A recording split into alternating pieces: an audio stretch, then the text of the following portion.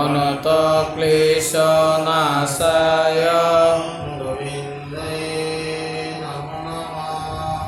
গোবিন্দায় নমো নমঃ। কৃষ্ণায় বাসুদেবায় কৃষ্ণায় বাসুদেবায় হরে পরমাত্মনে হরে পরমাত্মনে প্রণত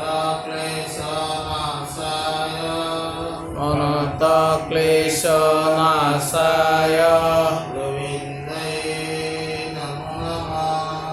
গোবিন্দায় নমো নমঃ। কৃষ্ণায় বাসুদেবায় কৃষ্ণায় বাসুদেবায় হরে পরমাত্মনে অনন্ত প্রণত ক্লেশনাশায় ক্লেশনাশায় গোবিন্দায় নমো নমঃ। গোবিন্দায় নমো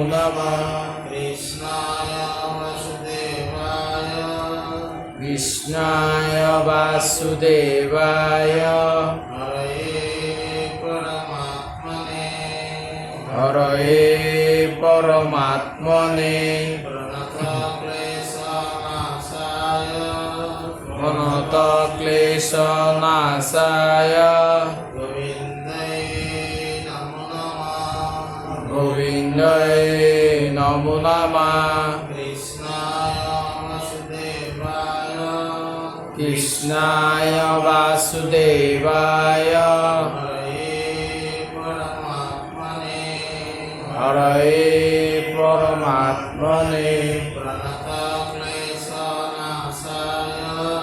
অনন্ত ক্লেশনাশায় ক্লেশনাশায় গোবিন্দায় নমো গোবিন্দায় নমো নমঃ। নমঃ। কৃষ্ণায় বাসুদেবায় কৃষ্ণায় বাসুদেবায় হরে পরমাত্মনে অনন্ত ক্লেশনাশায় গোবিন্দায় নমো নমঃ। কৃষ্ণায় বাসুদেবায় হরে পরমাত্মনে অনন্ত ক্লেশনাশায় গোবিন্দায় নমো নমঃ। কৃষ্ণায় বাসুদেবায় হরে পরমাত্মনে অনন্ত ক্লেশনাশায় গোবিন্দায় নমো নমঃ। ও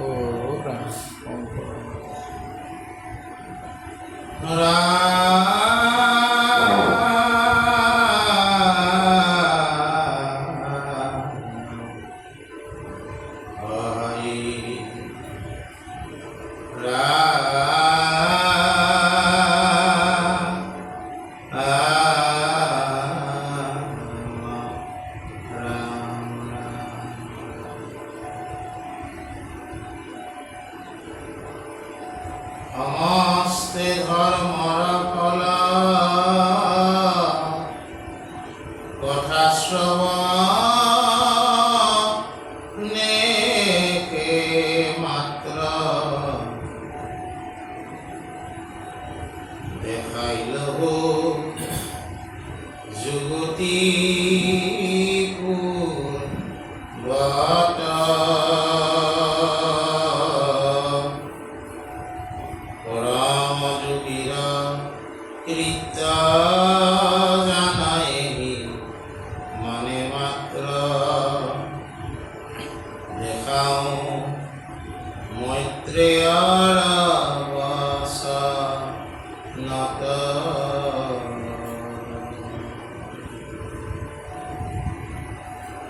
মন্ত্রে বুলন্ত মাতি শুনিও বিদুরাধীরা কহুমাই স্বরূপ তোমাটা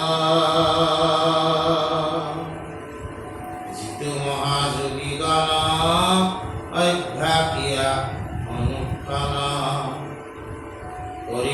দয়াত্মা সহায় খাট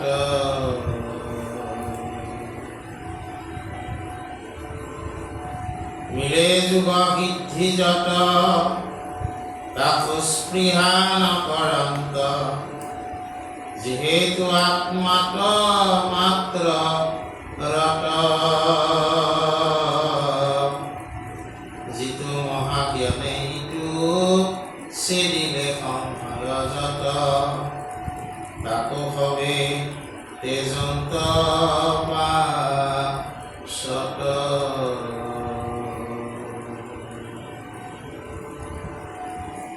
আধ্য পাইলে সাধনাত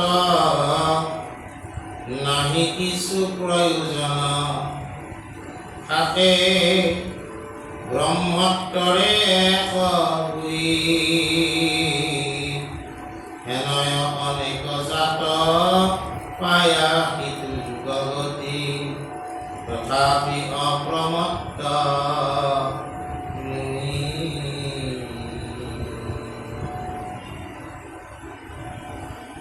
কৃষ্ণ কথা শ্ৰৱণত যাৱত নকৰে ৰতি তাৱে মল নুগুচে চিত্তৰ এতেকে যোগীও জানা নাহিকে কৰ্তব্যয়ান কৃষ্ণ কথা শ্ৰৱণত পৰ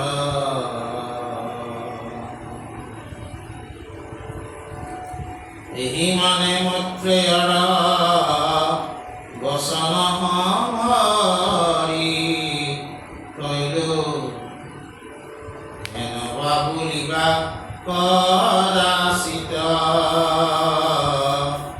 যুগৰ বিদ্ধিত স্পৃহা এৰিবে কিবা হেতু কহো শুনা সিদ্ধান্ত বিদিত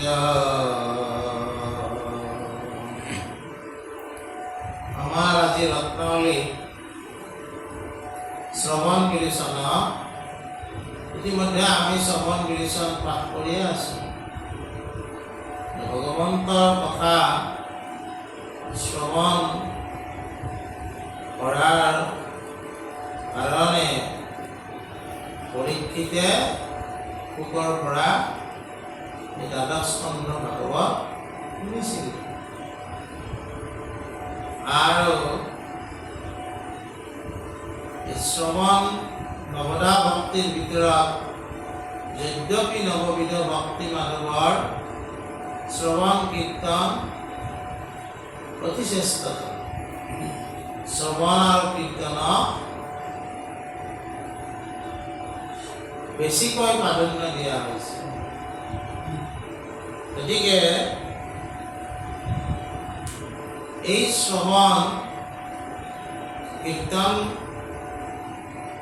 যিটো ব্যৱস্থা এই ব্যৱস্থাটো আমাৰ শাস্ত্ৰবিলাকৰ ব্যৱস্থা ভগৱন্ত নাৰায়ণে জ্ঞান বিজ্ঞান তদং ৰহস্য এই চাৰিটা শ্লোকত ভাগৱত ব্ৰহ্মাক কৈছিল ব্ৰহ্মা যদি শ্ৰোতা ভগৱন্ত বক্তা শ্ৰোতা আৰু বক্তা ক্ষেত্ৰত কি ক্ৰিয়া হয় শ্ৰৱণ আৰু কীৰ্তন যেনেকে ব্ৰহ্মাই নাৰদক নাৰদে ব্যাসক ব্যাসে শুকক শুকে পৰীক্ষিত এইভাবে আচলতে আমাৰ শাস্ত্ৰ ব্যবস্থাটো চলি আছে এইকাৰণে আমাৰ আশ্ৰমক শ্ৰুতি আৰু স্মৃতি বুলি কোৱা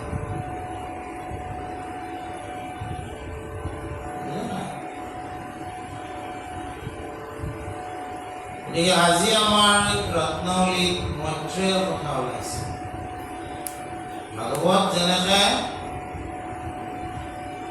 সুখে পৰীক্ষিত হৈছে মাজে মাজে আমি ভাগৱতত পাওঁ মৈত্ৰেয় বিদুৰক কৈছে। বিদুৰে কিছুমান প্ৰশ্ন কৰিছে মৈত্ৰেয় ঋষি। মৈত্ৰেয় ঋষিৰ পৰিচয়টো আমি অলপ জানিব লাগিব।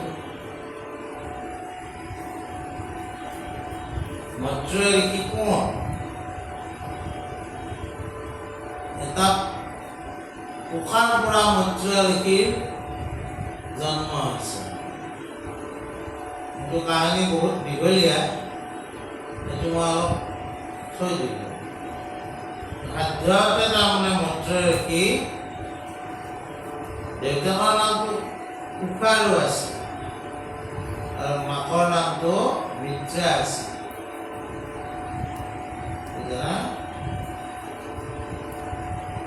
আৰু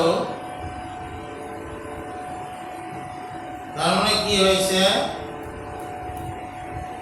ব্যাসৰ দেউতাক ব্যাস আজি তাৰ মানে কি ইম্পৰ্টেণ্ট কথা যে কি আজি ব্যাসৰ জন্ম হৈছে, সেইকাৰণে গুৰু পূৰ্ণিমা। ব্যাসক আমাৰ আচলতে ভাগৱতৰ আসনত যিজন বহে এইখন ব্যাসপীঠ বুলি কয়। আমাৰ এইফালে শুকৰ আসন বুলি কয় অসমত, কিন্তু আমাৰ ভাৰতবৰ্ষৰ বাকী জেগাবিলাকত এইখন ব্যাসপীঠ বুলি কয়। আজি গুৰু পূৰ্ণিমা আচলতে ব্যাসৰ আজিয়ে জন্ম হৈছে। ব্যাসৰ দেউতাকৰ নামটো কি আছিল? পৰাশৰ মুনি। পৰাশৰ মুনি আৰু মৎস্যগন্ধা আছিল মাছমৰীয়াৰ যি, তেওঁৰ গাটো মাছ গোন্ধায়। পৰাশৰ মুনিৰ লগত ব্যাসৰ জন্ম, মানে পৰাশৰ মুনি মৎস্যগন্ধাৰ লগত ব্যাসৰ জন্ম হৈছিল। আৰু পৰাশৰ মুনিৰ আশীৰ্বাদত তেওঁৰ নামটো কি হ'ল? সত্যৱতী হ'ল। মৎস্যগন্ধাৰ পৰা গুচি গ'ল। মৎস্যগন্ধা মানে মাছ গোন্ধা। এই পৰাশৰ মুনি এই মৈত্ৰেয় ঋষি মানে গুৰু আছিল। আৰু ব্যাস মানে মৈত্ৰেয় ঋষিৰ বন্ধু আছিল। পৰাশৰ মুনিৰ পৰা মৈত্ৰেয় ঋষি এই ভাগৱত মানে শুনিছিল, বুজা নাই? তাৰপিছত মানে কি হ'ল, এই মৈত্ৰেয় ঋষি মানে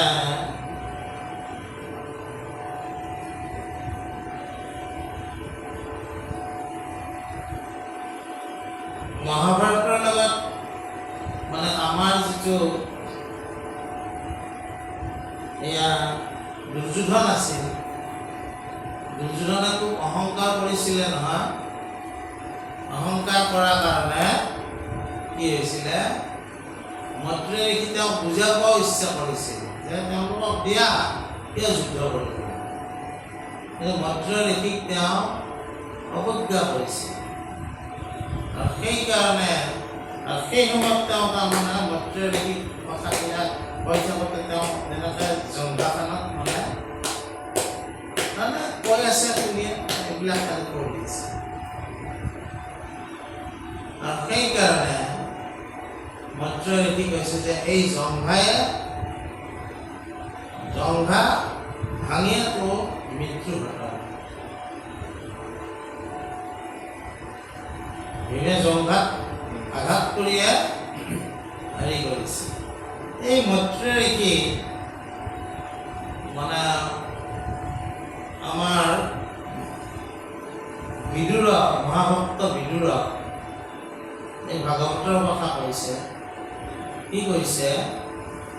শ্ৰৱণৰ তাৎপৰ্য কৈছে,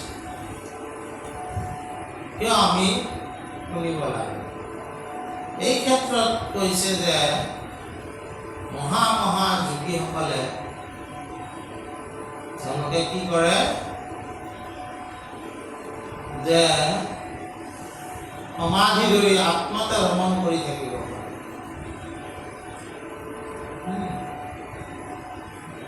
আত্মাতে ৰমণ কৰি থাকিব পাৰে, মহা মহা সিদ্ধি তেওঁলোকে লাভ কৰে।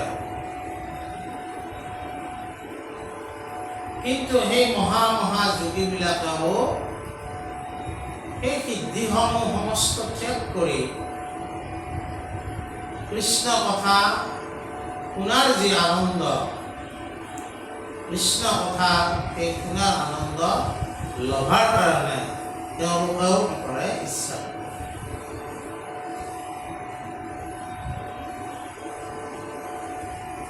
কৃষ্ণ কথা যিটো ভাগৱত গ্ৰন্থ সেইকাৰণেতো হৈছে। ব্যাসতো ব্ৰহ্মক তেওঁ ইমানখিনি শক্তি আছিল যে ব্ৰহ্মক কি কৰিব পাৰে, আগতীয়া কৰাই দিব পাৰে। কিন্তু সেই সমস্ত কৰিলেও যদি ভগৱন্তৰ কথা শ্ৰৱণ কীৰ্তন নকৰে, তেওঁৰ যিটো চিত্তৰ আনন্দ, এই চিত্তৰ আনন্দটো নাহে।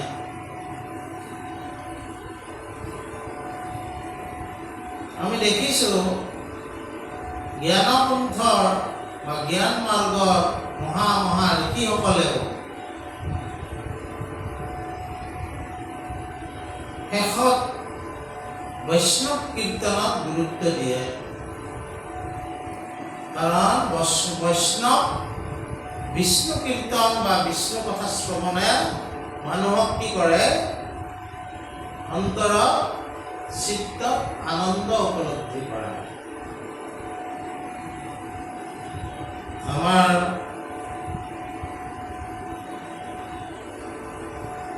অদ্বৈত দৰ্শনৰ স্ৰষ্টা আদিগুৰু শংকৰাচাৰ্য তেওঁ জ্ঞান মাৰ্গী আছে। তেওঁ ভজন ৰচনা কৰি থৈ গৈছে।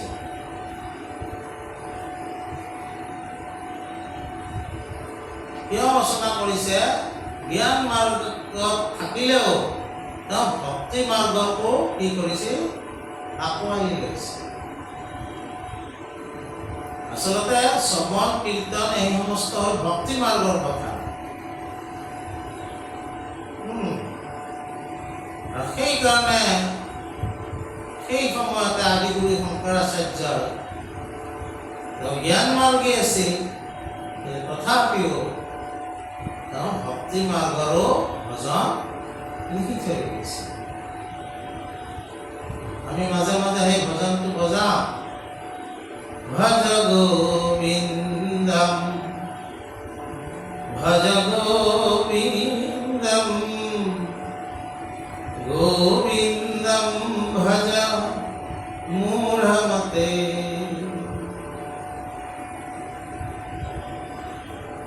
ভক্তি অবিহনে জ্ঞান আৰু কৰ্ম ই সম্পূৰ্ণতা লাভ নকৰে। যোগ এই সাধনা সমস্তও সম্পূৰ্ণ কেতিয়া হয়? যেতিয়া সি ভক্তিযুক্ত হয়। আৰু ভক্তিযুক্ত হোৱাৰ কাৰণে ঈশ্বৰ কথা শ্ৰৱণ কীৰ্তন কৰিব লাগে। এই কথাটো মৈত্ৰেয়ে বিদুৰ হৈছে। এতিয়া মৈত্ৰেয় বুলি কওঁতে তাৰমানে কি? মৈত্ৰেয় শব্দটো যদি আমি চাওঁ, তাহলে মৈত্ৰেয় মৈত্ৰী, যাৰ অন্তৰত মৈত্ৰী আছে তেওঁ মৈত্ৰেয়। মৈত্ৰী মানে কি? কাৰো প্ৰতি বেয়া ভাৱ নাথাকা কি বুলি কয়? মৈত্ৰী বুলি কয়।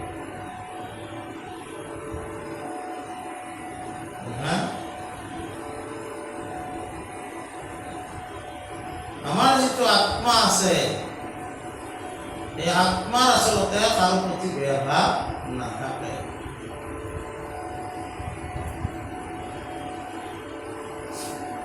গতিকে মৈত্ৰেয় শব্দটো আমি যদি অকণমান মানে উপলব্ধি কৰিবলৈ যাওঁ, সি আত্মাকো বুজায়। আত্মাৰ কাম হ'ল সকলোকে আত্মীয় কৰা, কাৰো লগত বৈৰী ভাৱ সৃষ্টি কৰাটো আত্মাৰ কাৰ্য নহয়। বুজা না? এতিয়া কথাটো হ'ল কি, এই আত্মা লগতে আত্মা যদি স্বামী হয়, দুগৰাকী পত্নী আছে, এগৰাকী হ'ল কুবুদ্ধি, এগৰাকী হ'ল কুবুদ্ধি। এই কুবুদ্ধি যেনেকৈ উত্তানপাত ৰজাৰ দুগৰাকী কন্যা মানে পত্নী আছিল, কুৰুচি, কুনীতি। কুবুদ্ধি তোমাৰ, সেইকাৰণে আমি ঈশ্বৰক প্ৰাৰ্থনা কৰিব লাগে, হে ঈশ্বৰ তুমি আমাক সুবুদ্ধি দিয়া।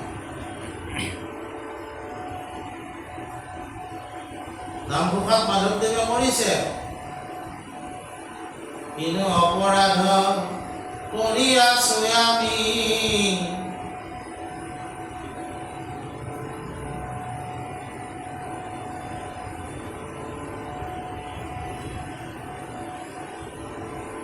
এনেকৈ মানে এটা কৰিছিল, মই পাহৰিলো।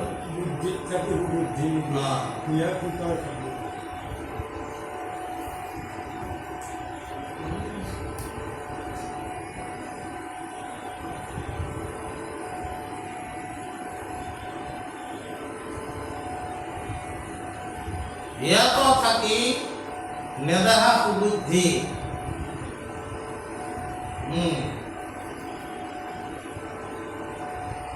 এনেকুৱাকৈ এটা পদ আছিল, মই পৰা পাহৰি গলো।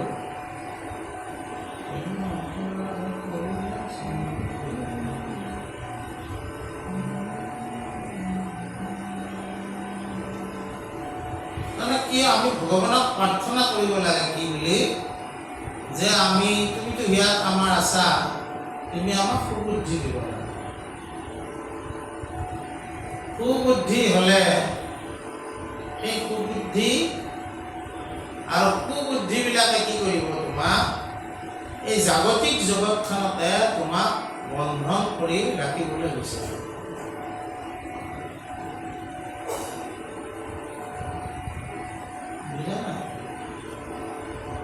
এই জাগতিক জগতখনৰ লগতে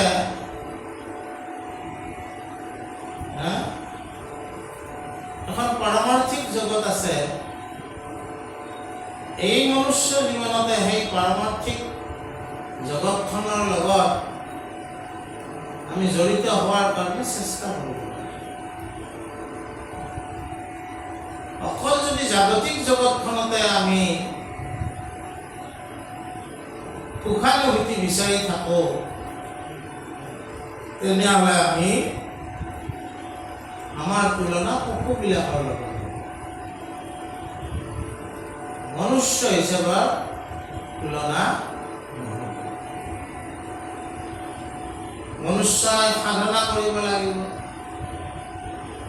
সাধনা কৰোঁতে কৰোঁতে তুমি সাধ্য হৈ যাব। আমি যে কাজিয়া লাগি কওঁ, মানে এইফালে কয় আছো না, সাধ্য আছে নে, কি জানো সাধনাত ৰত হোৱা বিলাক শেষত নিজে সাধ্য হৈছে।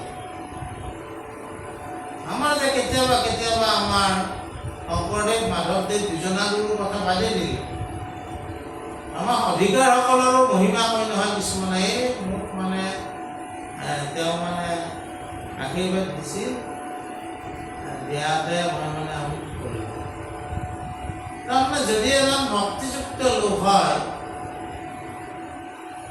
তেতিয়াহ'লে সেই লোকজনে সাধনাৰ কাৰণে আপুনি নিজে সাধ্য হৈছে। তেওঁ যিয়ে কয় সেইটোৱে হৈছে। আমাৰ সত্ৰৰে সপ্তমজনা সত্ৰাধিকাৰ নামটো বুদ্ধ মহন্ত আছিল। তাৰাই তেনেকুৱা অৱস্থা প্ৰাপ্ত হৈছে।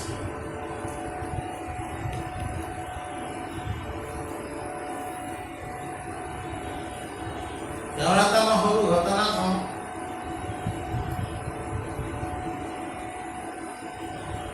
তেওঁ ছালপুৰীয়াত শুইছিল।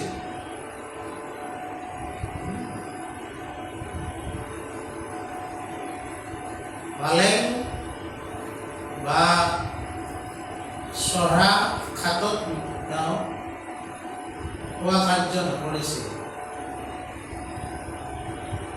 ছালপুৰীয়া বুলি কয় মাটিৰ পৰা অকণমান ওপৰত।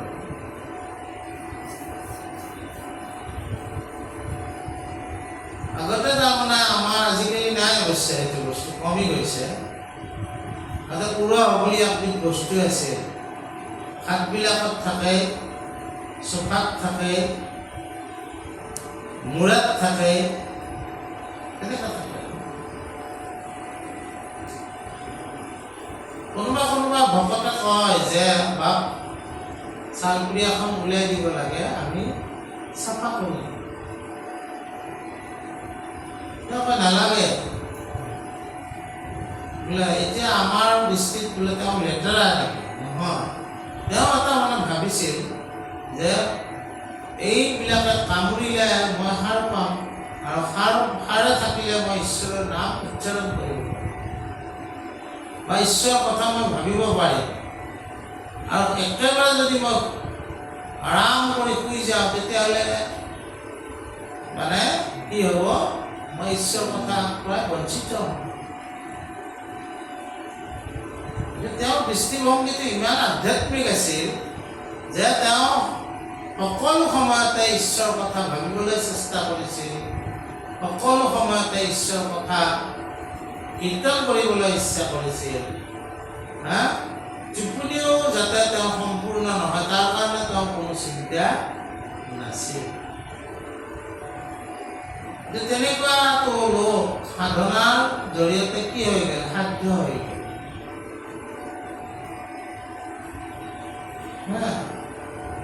মৈত্ৰেয় বিদুৰক কৈছে যে এই সাধনাযুক্ত বা সাধ্য হোৱা লোকেও ঈশ্বৰৰ কথা শুনিবলৈ ইচ্ছা কৰে। কাৰণ ঈশ্বৰৰ কথা শুনা কি হয়, শ্ৰৱণত শুদ্ধ হৈ মন সৰ্বদায়ে পৰিৱেশ কৃষ্ণৰ কীৰ্তন। মনত যদি কিবা কিবি অলপ অশুদ্ধতা আছিল, ভগৱন্ত ভগৱত কথা শ্ৰৱণে সেই সমস্তবিলাক নোহোৱা কৰি কেৱল আনন্দ, কেৱল আনন্দ, কেৱল। আজি মই বহুত দিনৰ মূৰত পঢ়িলোঁ, বেছিকৈ নপঢ়োঁ, আলহীও আহিছে, গতিকে এইখিনি কথাকে আমি আজি আলোচনা কৰিম। কেৱল আজিৰ প্ৰাৰ্থনাত আমি এটা উপনিষদৰ গুৰু বিষয়ক মন্ত্ৰ মাতিম।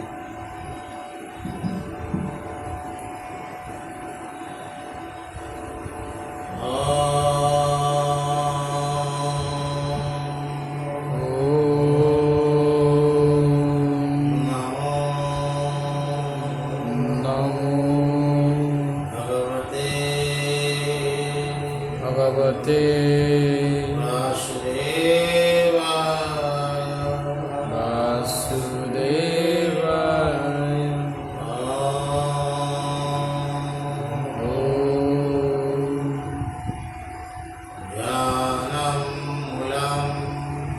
ध्यानं मूलं गुरुर्मूर्ति पूज्यं मूलं गुरुपदं मन्त्रं मूलं गुरुर्वाक्यं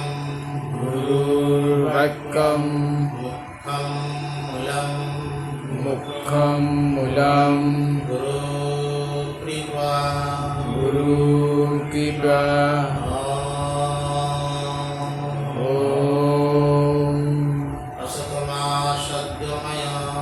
তমসতমা সদ্গময় তমসমা জ্যোতির্গময় তমসমা জ্যোতির্গময় মৃত্যুর্মা অমৃতম গময় মৃত্যুমা অমৃতম গময় ওম শান্তি শান্তি শান্তি শান্তি